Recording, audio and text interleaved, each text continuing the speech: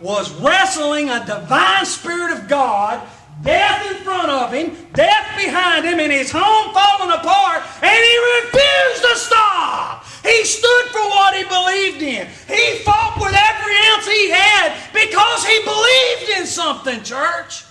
He wouldn't back down. He wasn't selling his birthright. He wasn't giving up to no man. Come life or death, I will not let you go. I know now that you're from God, and I want God's blessings. I want God's blessings. Let me amuse you for a second, Harvest Baptist. I wonder what our churches would look like today. I just wonder what our towns might look like today. I can't even think about what our state and our country would look like today if God's men fell down on their knees and said, I ain't stopped wrestling until you bless me, Lord. I won't quit fighting until, Lord, I see your hand move in my life. I will not stop praying until I see your hand move in my church, in my state, in my town, in my country. Brother, where's that fighting attitude at today? We've become an extremely lazy society. Brother, we want everything handed to us. Give it to us. I heard a report on the news that one of the things that they're having trouble with now is nobody wants to go to work because people making more on the government handouts than there was getting out and working. I got a question. Where's that money coming from? From the men and women that are out there getting it every day. The men and women who are fighting every day. What would our churches look like if we fought like that, church? You know, here's something very ironic. Here's something for the Bible trivia people. Anybody in here love little nuggets in the Bible? Something very unique about this passage of Scripture. Jacob is not the only man to refuse an instruction from God. When the angel said, let me go, and Jacob says, I will not let you go. That's not the only other time that's happened. It's happened one other time. Anybody happen to have an idea where it might be? I'll give you a hint. A place called Mount Sinai, with an old boy named Moses.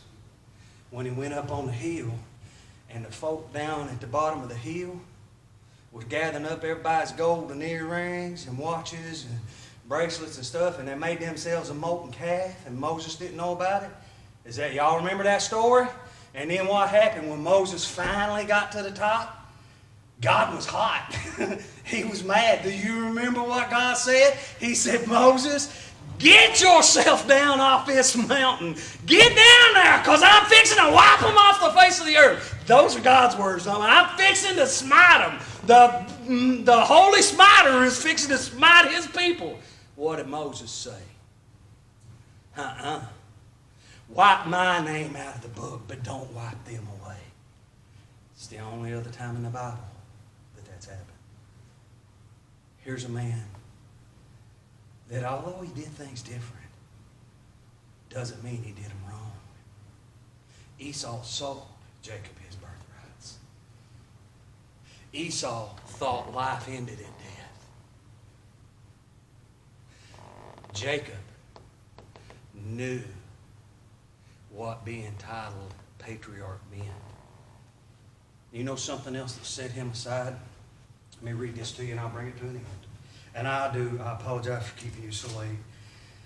In verse 30 we find, and Jacob called the name of this place Peniel, for I have seen God face to face.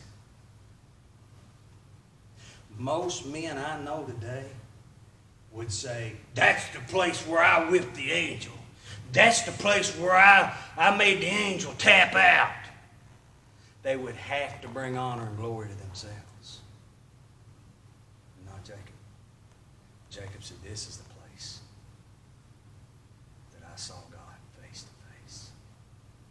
This is where I met God. You know something else about this? When that angel said, let me go, and he said, no, not until you bless me. don't you stop and think about that. The reality of the situation, you have whipped an angel. You have an angel in submission. And he said, no, not to you. Bless me.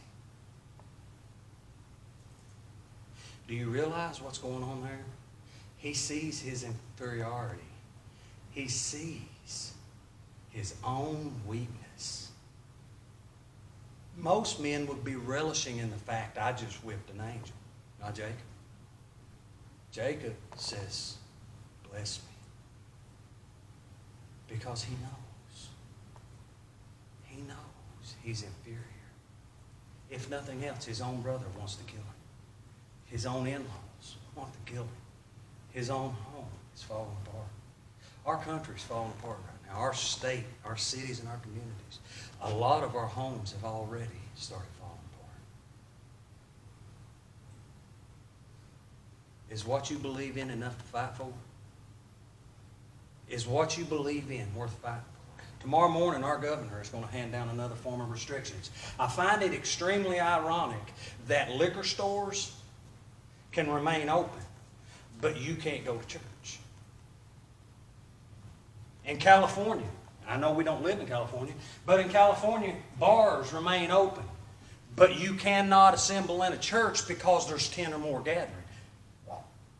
I mean, I'm not a cradle roll Christian, and I ain't been in a bar in about 25 years, but the last bar I was in, there was 300 people in a 10 by 10 room.